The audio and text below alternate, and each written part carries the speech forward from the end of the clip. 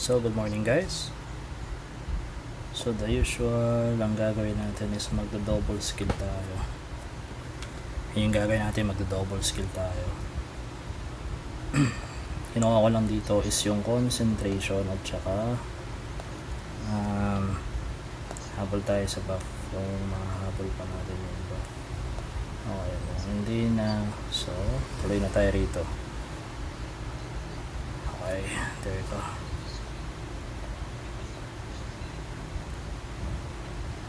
So, ayan, kailangan lang sa likod. Ayan. So, yun nga, hindi ko nga nahabol yung buff. Anyway, we'll make do kung ano na lang meron. So, ayan, tahan nyo naman. Ayan, medyo okay pa naman yung damage kasi 2 million siya kada palo. Gawa nung nakapag double buff ako. So, yung concentration at saka true sight yung pinili ko, gawa ng mas effective yun para sa akin kesa dun sa Enchantedly Poison. Medyo mahirap yun eh, yung tatlong buff, kasi yung concentration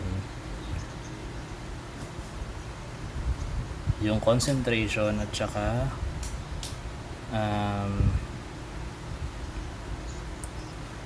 ibang skill. Ay, hindi pala.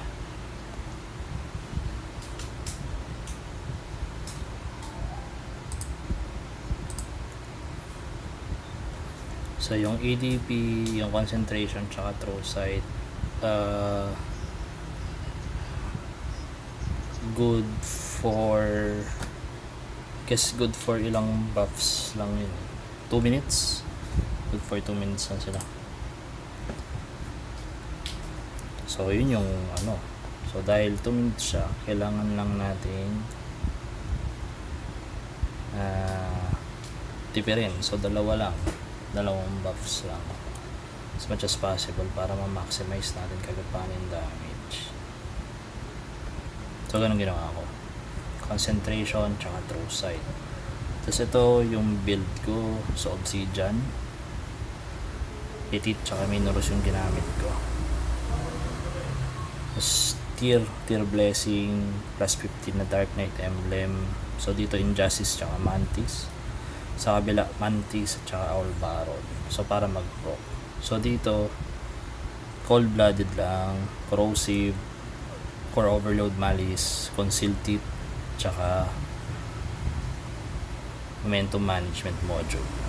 Yun yung ginagamit ko. So medyo kasi tricky. So ayan.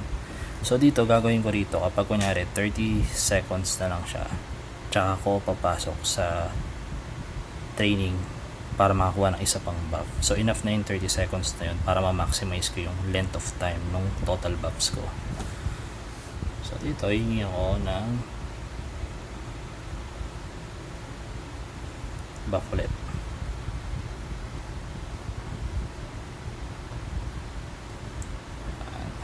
Buff kasi papasok tayo ngayon sa ayan na. So okay na yun, nagawa niya na lahat ng buff niya. So kunin ko rito is una, tanggalin mo natin yung buff natin ng true sight. Ay okay na pala, na maximize na pala natin yung true sight sa Orc Hero. Dito kunin yung yan concentration, to sa labas na tayo. Then i-rebuff natin yung concentration, tapos rebuff ng LM, sakto, pasok 2 points. Yan. So the usual. Ito yan, pangit talaga pag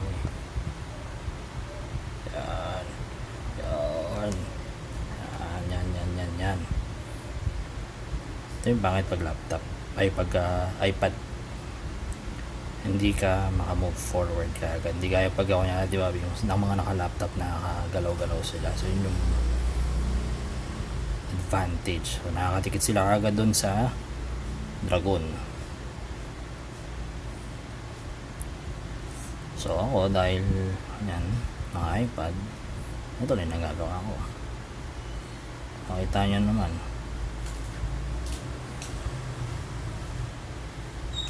nasa lower end na ako ng 20%. So makita nyo ngayon yung total score ko. Yan siya. Medyo mataas na siya ngayon, pero mamaya pagpasok ng mga malalakas talaga, ayan na sila, papasukan na sila. So sila ngayon yung mas mataas pa sa akin in terms of score pagdating sa TSA. So ayan, abang-abang na lang ulit tayo. So kanina pinakita ko yung mga ano ko, equips ko. Ngayon yung sigil. So sa sigil, Chosen 1, Choice of Fate na level 3, Raging Bloodlust, at saka Berserk. So yun yung ginagamit ko. Tapos level 23 na yung Ruthless ko. So inantay ko na lang siyang makakuha ko nito, mabuo ko to, para at least ma-up ko naman siya. Kasi inahabol ko na mag level 4 yung Ruthless. Importante na mag level 4 yung Ruthless, gawa nung sa extra buff niya. So may extra buff yun. So ito, pakita ko sa inyo saglit. Yan. So sa level 4 ng Ruthless, may pag nag-critical yung backstab ko, meron akong physical attack plus 10% for 3 seconds. So hindi ko lang alam kung may cooldown siya. Maganda kung wala. Kasi pag ganon, ibig sabihin tuloy-tuloy lang yung buff ko. So permanent na kung may plus 10%. Gawa ng lagi naman nagki-critical yung backstab eh. So ito yung stats ko. So 50 yung luck, Agi 99, tapos 80 yung strength. So kasi level 100 na ako eh, kaya napa 80 ko na yung strength ko. But anyway, tignan natin ngayon kung okay. So 5 minutes na lang, 5 minutes para makapasok na ako. So sasabihin ko na naman, brother,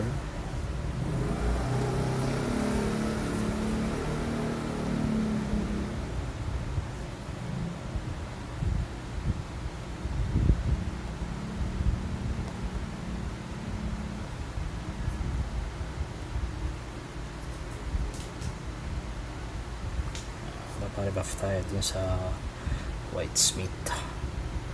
Gawa ng papasok na naman ako sa training ground. So ayan, rebuff na rin ako ng ano ko. Tignan natin.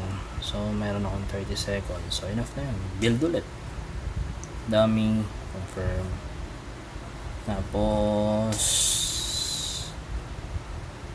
double check kung ano yung kinuha kong buff sa concentration. So dito kailangan ko na ngayon si Pero ulit para makuha ko yung tool sight sa labas. Mabilis lang. Mabilis na siya gawin. So kunin ko yung tool sight, rebuff ko sa sarili ko. Tapos yung scroll ulit, pasok. Yan. Kasi yan. So dito tayo ngayon lalamang.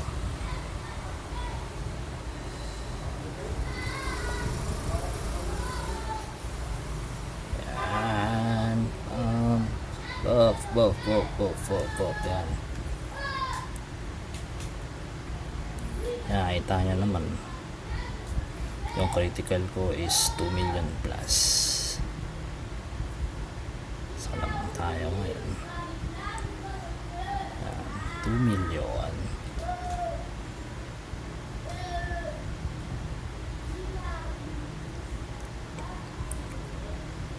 Makikita nyo yan, magbe-below na ako ng yan, nabot na ako ng 12%, last 12% sa HP ni Dragon. So yan. So medyo ano pa ako nito guys,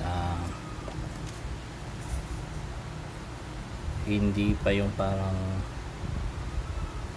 pangwalwalan yung gastos. Hindi gaya ng iba. Kasi tinan nyo yung power ko. Walang kwenta yung power ko eh. 319 lang. Level 100 na ako, 319. Tapos tinan yung gamit ko. So, naka-ano ako eh. White Lily. Storam Pipe. Tapos yung ito. Nightly Emblem. Gawa ng Ignore PDF para mas solid. Tapos itong Floral Elf. So meron ako isa pang costume kasi. Yung isang costume ko, ang bigay naman nun is plus damage sa large. So hindi ko siya ginamit. Mas prefer kong gamitin tong Floral. Gawa ng P-Attack plus 3.50 at saka yung melee physical damage plus 5%. So double whammy siya. Tas may reduction pa ako sa damage at saka yan, both physical and magical. Tas ito, yung isang gusto ko din dito is yung kapag mag-trigger siya pag sa physical attack mo, mare-restore 10% ng HP mo. So parang ano siya, parang in essence si Sohi, pero nasa armor mo, which is good. Yun yung maganda ron, nasa armor mo siya. So ngayon yan, most likely magre-rebuff na ulit. So pag rebuff ako throw sight. So tingnan natin. Ayan, last 24 seconds. So last 24 seconds. So tanggalin ko lang muna yung true sight para makarebuff ako ng true sight. Ayan. Kasi abangan natin na mag-rebuff si Brotherhood. Ayan. Hindi ko na kailangan magmadali ngayon kasi mahaba naman yung oras ko eh. Ayan, isang minuto. Pasok. 50 seconds na lang pa. Politik. Parang di yata ako awat, mali yata yung ginawa ko.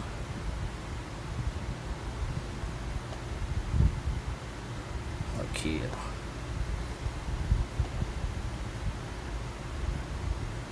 So pasok tayo kagad sa loob.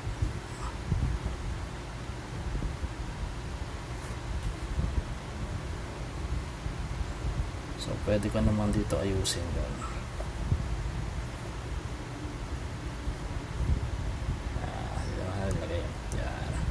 Makapag-repack pa tayo ng isa pa. Yan.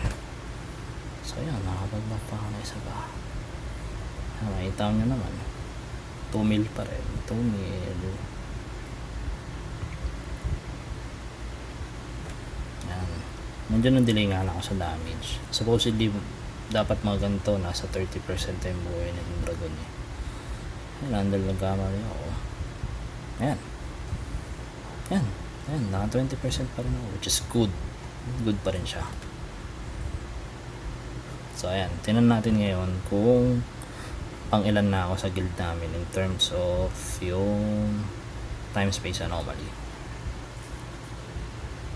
So ayan, makikita nyo yung mga malalakas sa amin, yung mga whale, yung mga top player. Tapos ako, ayan, pang 12. Pang 12. Pang 12. So ayan lang. Yan lang yung time space anomaly ko.